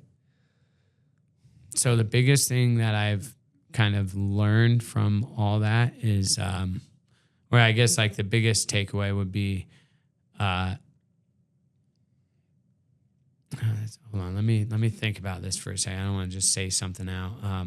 Just think of what comes to your heart and your mind. Yeah, the first thing that comes to mind is the loss of time that I will never get back. The second thing that comes to mind is the missed opportunities that may not come again. The biggest thing I would tell somebody who's like, oh yeah, I'm going to do this, or maybe somebody who's actually going through some of that stuff, is you are not alone. You're not alone. Like, we all go through it, whether it's to the same magnitude or greater.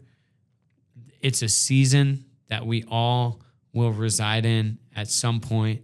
And that is just knowing that there are people out there that you can talk to. And reach out to people. And reach out to people because it's intimidating. I know it was intimidating, but like the more I talk about this, like I remember the first person I told, like the first person I opened up to and just spilled all was the pastor and the assistant pastor at the church that I go to.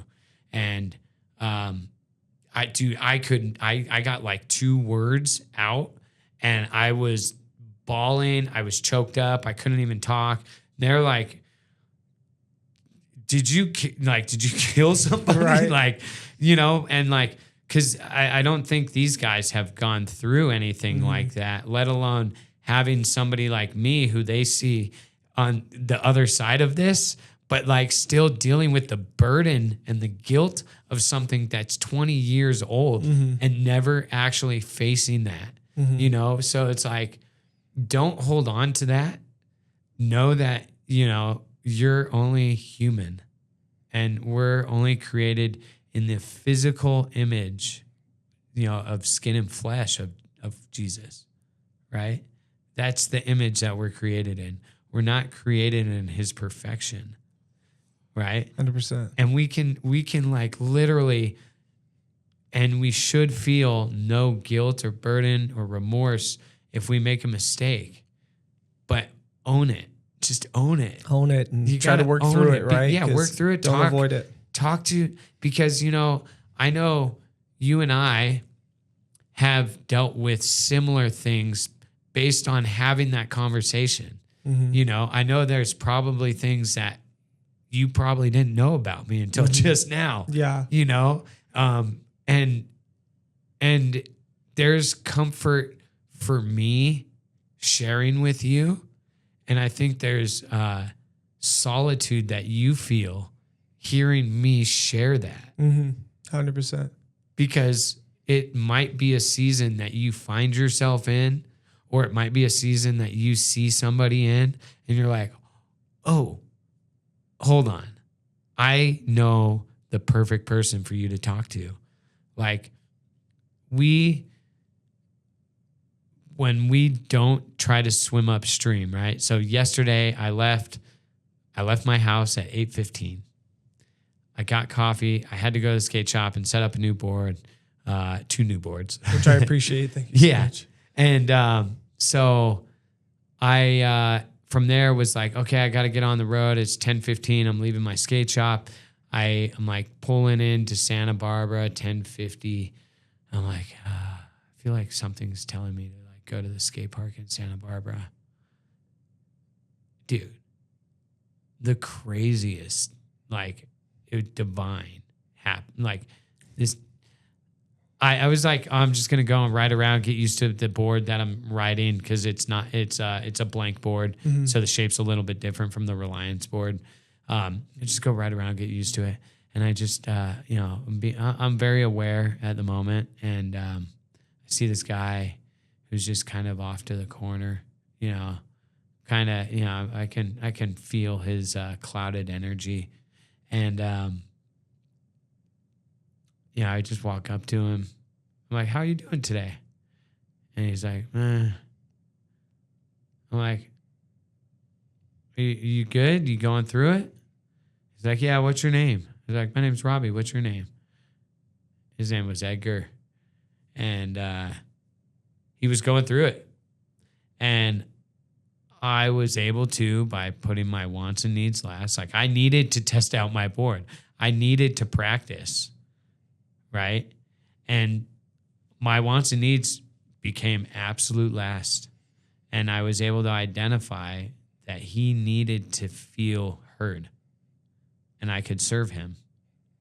So I sat, turned my skateboard around, sat on the skateboard, and I just asked him what was going on. Like, let me hear it, bro. Like, I want you to feel heard. Let me hear what you're going through. And he just opened up, and he was getting teary-eyed. He was in a car accident about 6 years ago.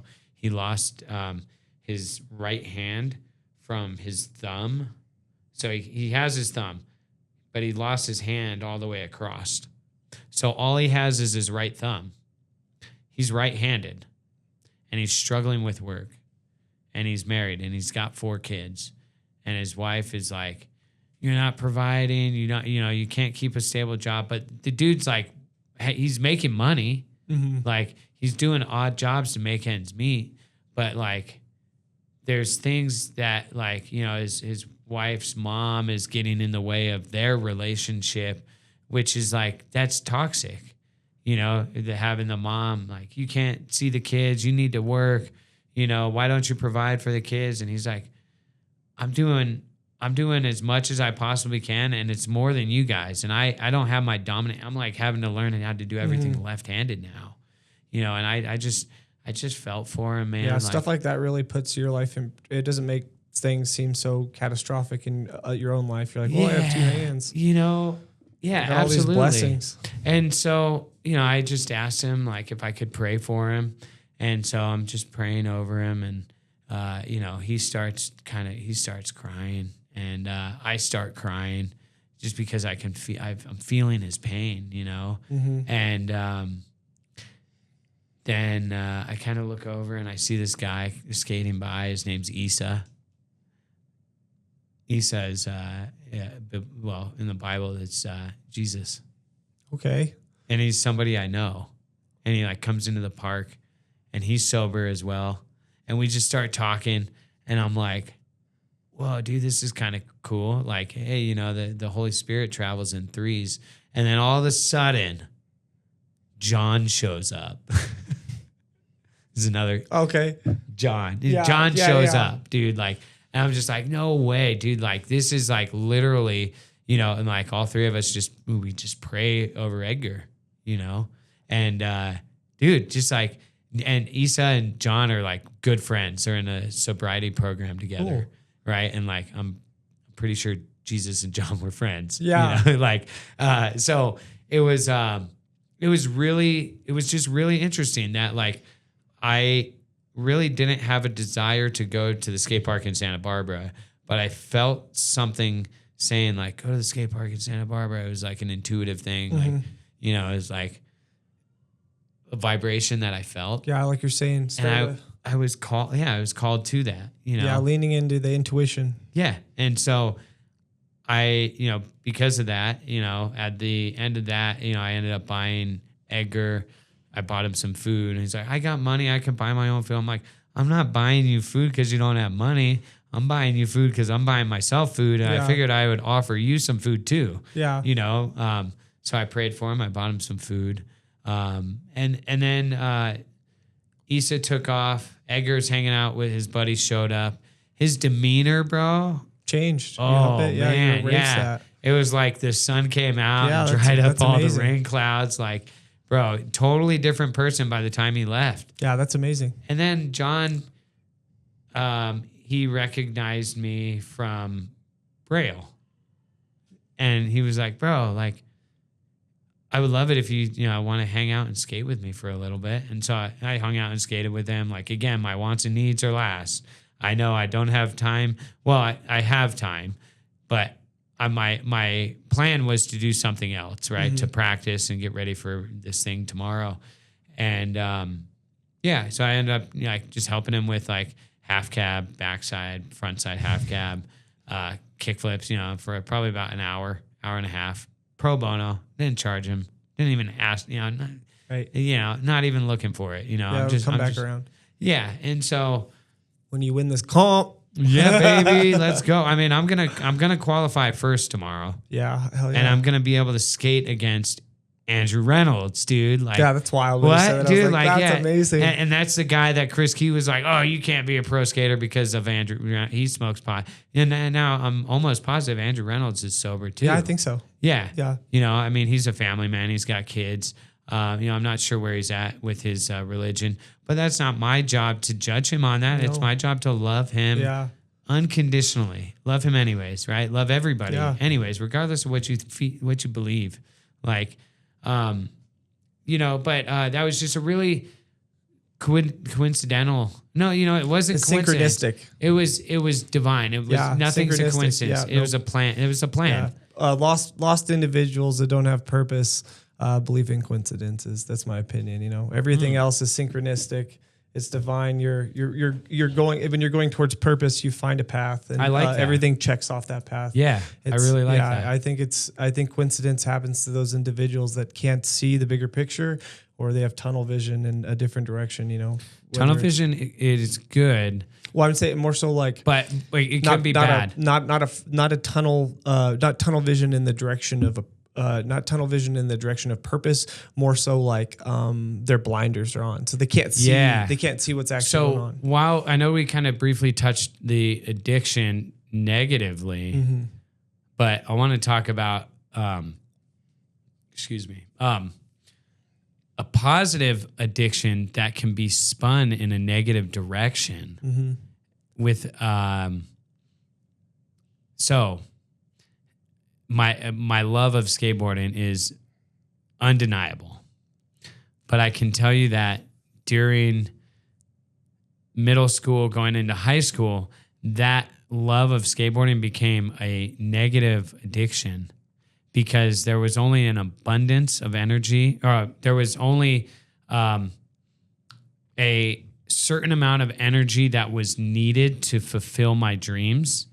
And then the abundance of energy that I was placing into my dreams was causing me to sacrifice my mom's birthday, Mother's Day, Father's Day, my dad's birthday, my brother, my sister's birthdays, my grandma's, my grandpa, everybody that was close to me. And part of that was because of the trials I was going through.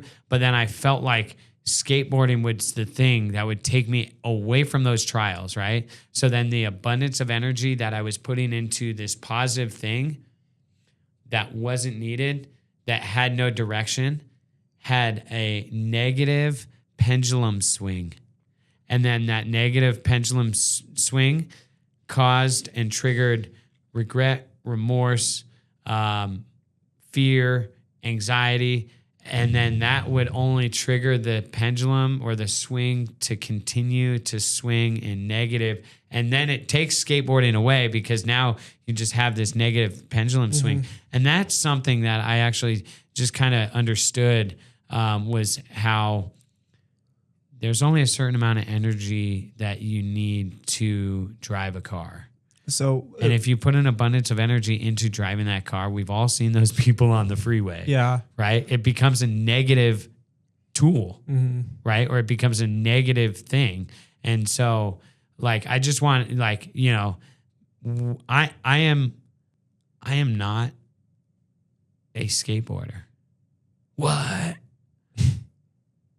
I am somebody who enjoys skateboarding. Skateboarding, I am a skateboarder. I think the way I should have said it was, skateboarding is not who I am. Skateboarding is something that I do. Yeah, it's a part of you. It's a part of me. Tool. It's not me. It's a tool. Yeah. So it's same with like social media. Or, so you know, it's like you can be an artist, but if you with or without the paintbrush in your hand, but the board's just a way that you can showcase your art and expression. Yeah. Dude, we're gonna have an awesome little clip there. I am not a skateboarder. Yeah. And then he put on rollerblades.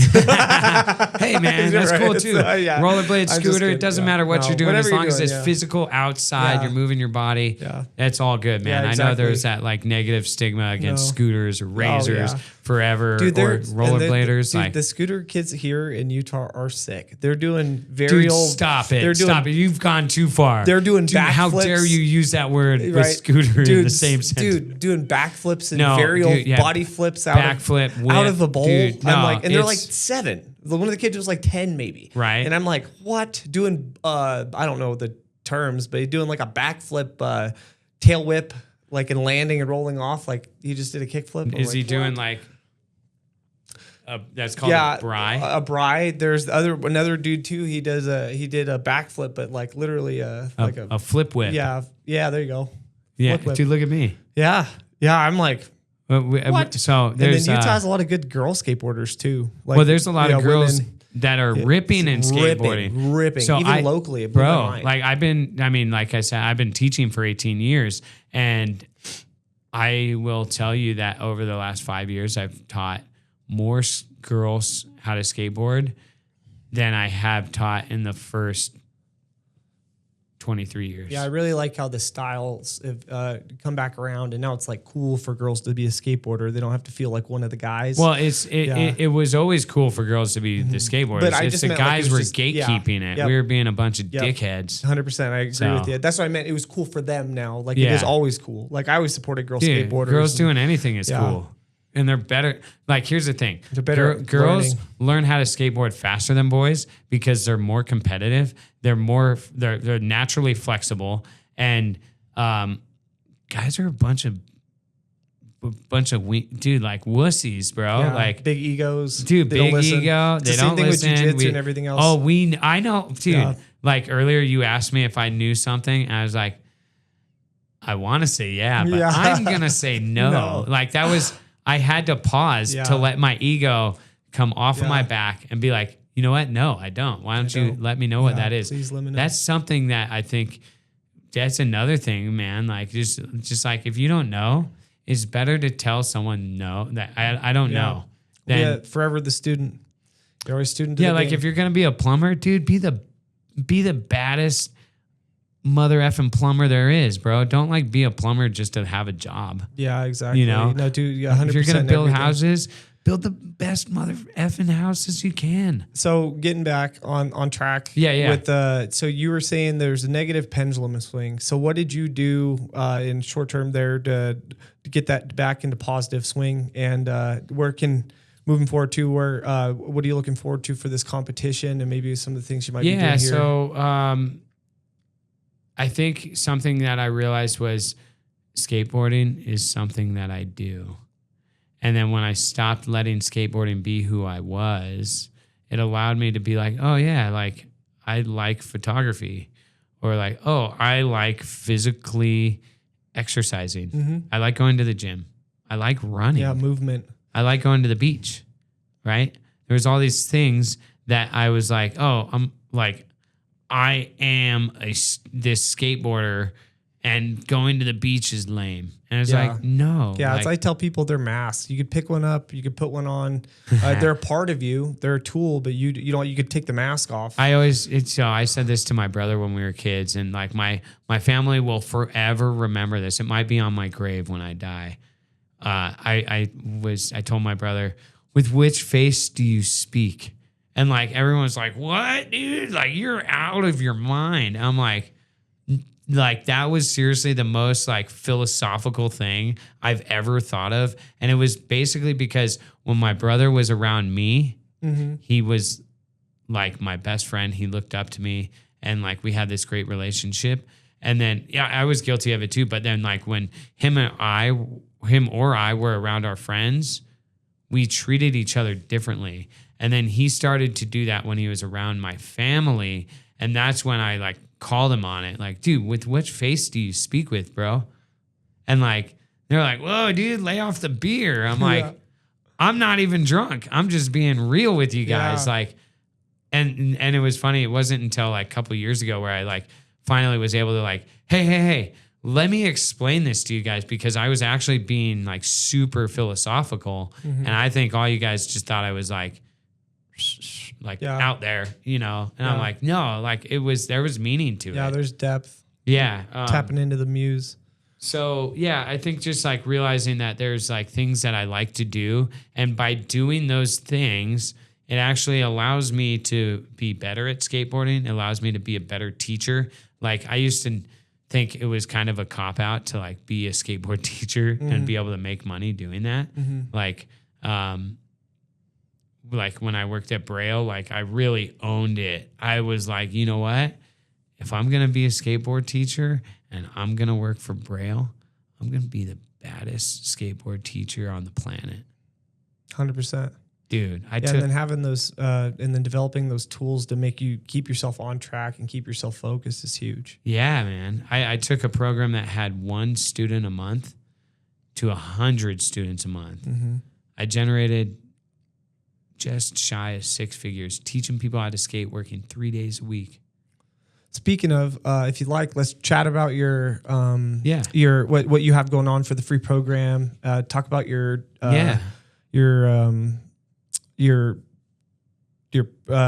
Solvang Skate Park. I don't know why I was struggling there. Solvang your shop. Yeah. So let's talk about some of the things you have going on. Maybe a few competitions or anything you're helping with.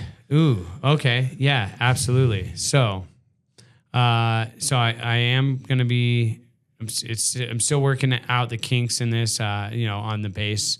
Anytime you do anything with the federal government, it's slow. But yeah, I am working to get a free summer program going on Vandenberg Space Force Base.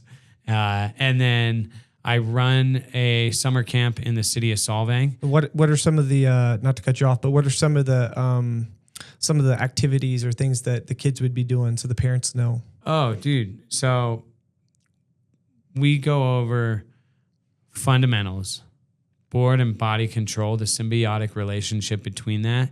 I want to make sure that all the kids understand that they are 100% in control. How they move their arms or their upper body creates a direct response into their lower body, into the board. There's also automatic responses. So if I push on my toe and I lift my arm and turn my hand, that's going to create a backside kick turn. And then if I do the opposite and push on my heel, lift my hand and turn my arm behind me, that's a frontside kick turn. And those are automatic responses. We don't need to push down on the kicktail. If your foot's on the kicktail, it's in the lift zone. So you could just lift up your front foot and the board's going to follow your foot. So it's like creating a motion and an action and having the board respond to that. So it's like giving people a better understanding of how their body and the skateboard work together. Yeah, so they don't have to go through those complicated issues that... when you try to will the skateboard, when you try to swim upstream, bro, like there's so many analogies that you can use. And basically the idea is let's help people make the skateboard an extension of your feet. 100%. And then skateboarding becomes secondary. Yeah, it's a partnership. It's a flow. Yeah, it's a flow. It becomes a flow state. It's not so choppy and clunky. Yeah, exactly. And so that's kind of the base program. That's the idea, because like a lot of those kids don't skateboard, or maybe they have, but they don't. They're struggling. They don't have anyone to even watch, unless because like I only go on the base like once or twice a week. Chances are there's no one there when I'm there. But seeing somebody skate like that, and then also like, seeing somebody skate like that opens your eyes, and you're like, whoa, that guy's like dancing. Like we've all seen people like dance on their skateboard. And so then the Solvang program I've been running for a couple years. That's kind of already taken off, and it's crazy. I have more girls in skateboarding in Solvang than the boys. That's amazing. I love that. It's so cool. So cool. And then I also do a skate camp at Coastlands Church in Buellton. Okay. Sam, the pastor of the church, has let me build a skate park in their parking lot. Shout out to Sam. Sam Kaiser. Yeah, he's killing it. He trusted me. I said, hey, you got a mini ramp in your backyard. You hate when kids just come back there unannounced. You got a mini ramp in the parking lot. Let's bring that one in your backyard out and build it together as one big mini ramp and build a little street section. And he was like, I don't know, dude. Like, it's like that church in Lompoc. What was that? Foursquare? Foursquare. Yeah. Yep. So I told Sam, I'm like, yo, just build it and watch what happens. So 2 years later, he just hit me up. Hey, I got a budget. Let's resurface all of the half pipe, and I want you to finish building the street section, because there's 30 kids a week that are using that facility. So if you build it, they will come. Mm-hmm. And so he sees the benefit of it, not just for like the kids, but the community. And so that actually is transitioning into me working with the city of Buellton right now to get a skate park, a regional facility built in the city of Buellton, another skate park, right? So it's like this cool thing, like I'm coming back into my own, and now I'm doing the things that like I did when I was a kid. It's almost like I'm reversed, like I'm like coming back into the same light that I was in. Yeah, it's a, it's a big what's the word? It's not orbit. I guess you're coming full orbit. What would the word be? Coming full circle? Yeah, coming full circle. There's another term, like you spinning in the orbit, like so like the larger and larger full circumference. Yeah, we'll go with that. We're gonna the fourth dimension. And so the skate shop, Solvang Skate Shop, that is literally a way for me to share my love of life, my love of Christ, my passion of skateboarding with anybody who comes into the shop. It's a lot of tourism. That for me, it's good. That helps keep the shop open. The whole idea though is providing skateboarding for a community that like they got a cool skate park. There's not a lot of skateboarders, but like there's kids that don't necessarily fit the like traditional mold that the San Ynez Valley kind of like provides, like football, baseball, soccer, lacrosse. Like there's kids that don't fit that mold, and skateboarding is a great avenue or outlet for them. And then creating a shop that's a place and a space for them to go. And like you come into my shop, I think you've been there. I might 100%. Gave you a marker, told you to draw on my walls. Yeah. I don't know when you were there last, but my entire store, all the walls, the mini ramp, the ceiling are literally covered in people's names.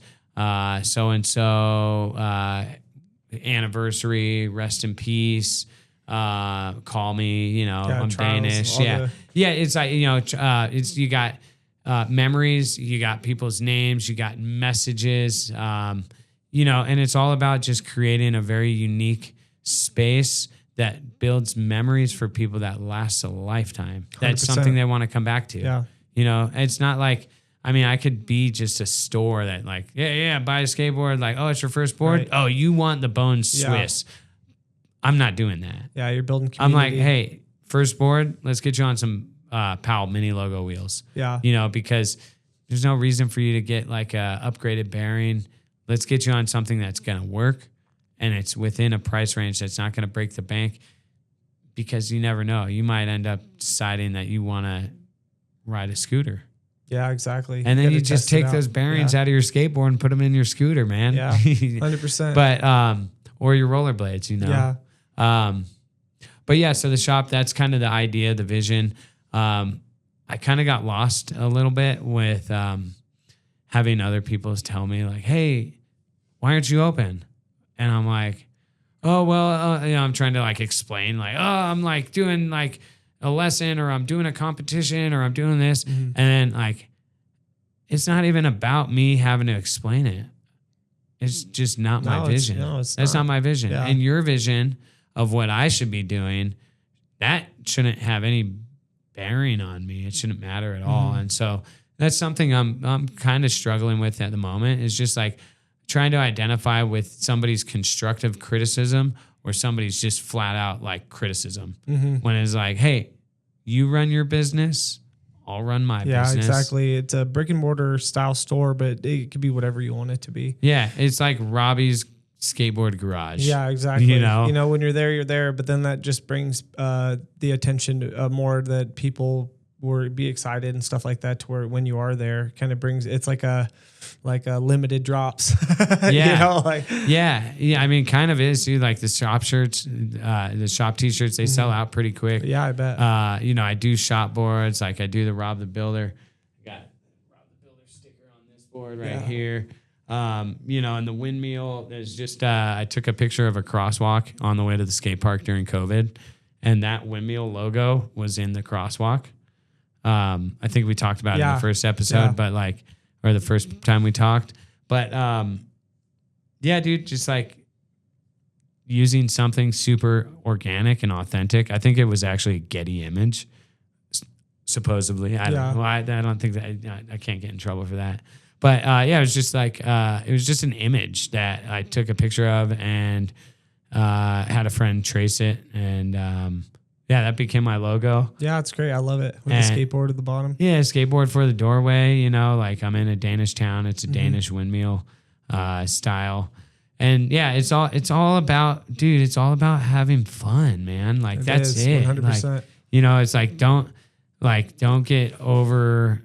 overcomplicate it. Like, don't let what other people want my store to be get in the way of like what I want it to be. Because at the end of the day, I'm not being selfish by having a vision of my business. 100%, dude.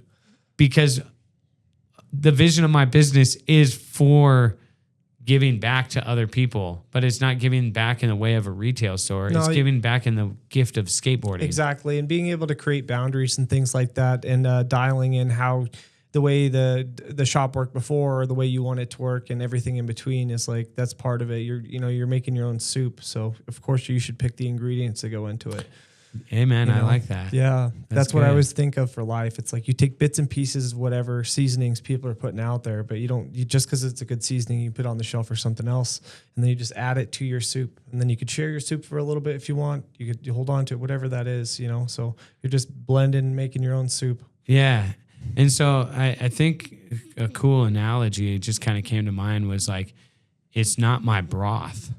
It's God's broth. There you go. Yeah, no, that's a good one. And I can put the ingredients in, and those ingredients are going to determine how good that soup is. So if I put bad ingredients in there, like let's say I put ginger root and blueberries and curry powder, I mean, maybe it turns out good, but like, why not put things that are not just like good, but healthy for my soul? Exactly. 100%. And operate from that like really pure, like purest form of childlike person, and use that soup to feed others. It's going to feed me as well, and nourishment, but giving that nourishment to others. And then just really, just using positive ingredients. 100%. And the only way you got there was through the trials and tribulations of fire of your past and making mistakes, Yeah. Like you said. And then kind of owning them, dude. Yeah, skateboarding, having accountability for, and being able to handle getting through the fear and complications of an interesting life, And I think that's what builds the chapters necessary for us to have these cool stories. Yeah. Something I've been recently really telling myself is to listen to the call of freedom. Listen to the call of adventure. Listen to the call of adventure. Like, where's your recess? 100%. Yeah. But listen to the call of freedom too, because that's important. But listen to the call of adventure, because like that's an intuitive thing. That's like, we all hear it and we're like, oh, I really want to go on this trip, and like I wanted to come out here. And I was like, I just got back from Tampa. I was gone for a month. People were like, where were you? Why wasn't the shop open? Mm-hmm. I'm like, you guys all have my number. It's on the door. There's a handwritten note that says, I'm sorry, the shop is closed. This is where I'm at. Here's my number. Call me if you need anything. And you have my direct number, right? Like, I could post it on Instagram. I'm not really, up for it.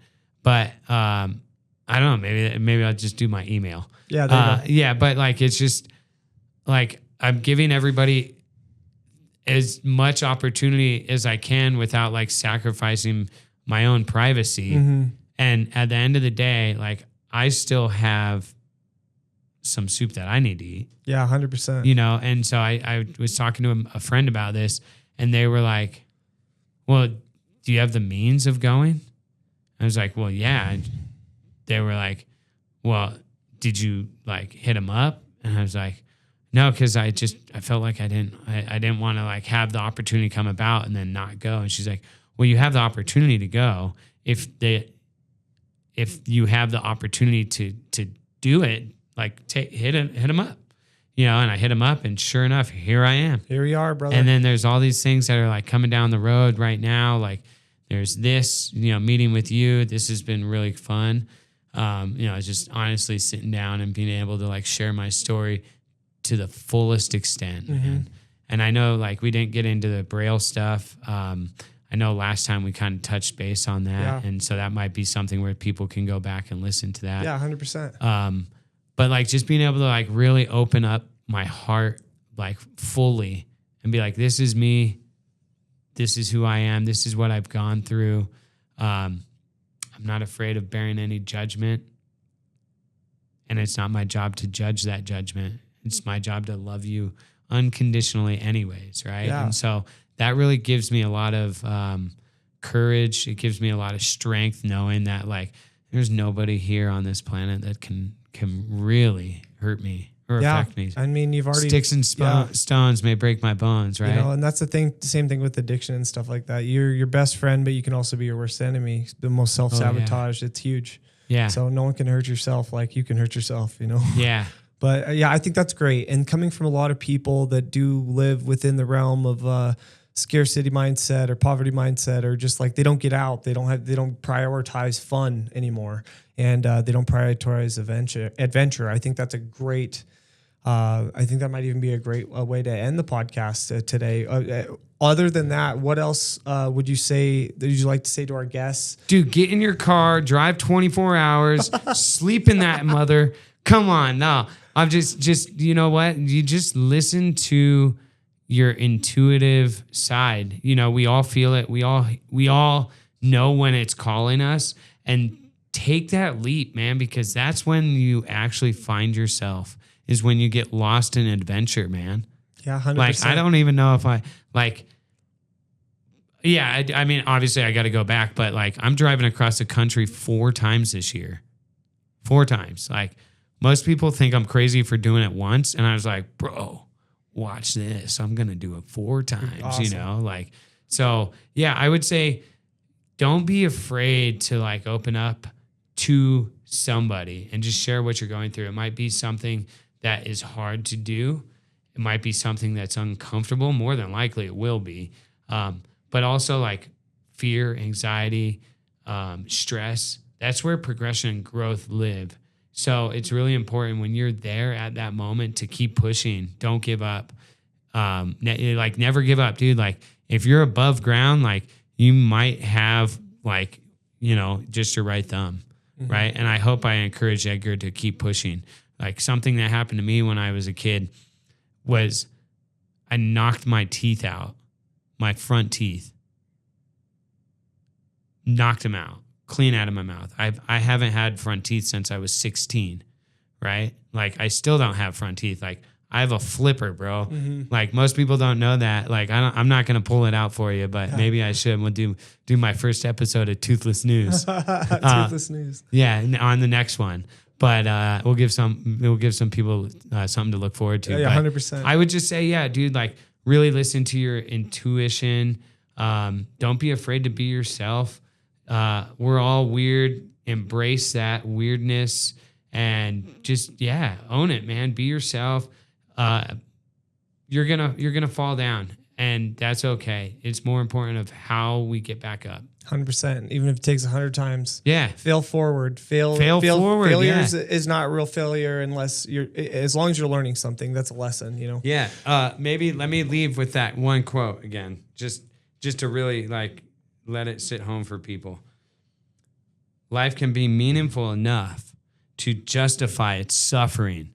So find something that gives your life meaning, gives your life purpose, that make it worth that day when you get 2 hours of sleep in your car and you wake up and you got to pay $17 to take a shower and you're operating on 2 cups of coffee.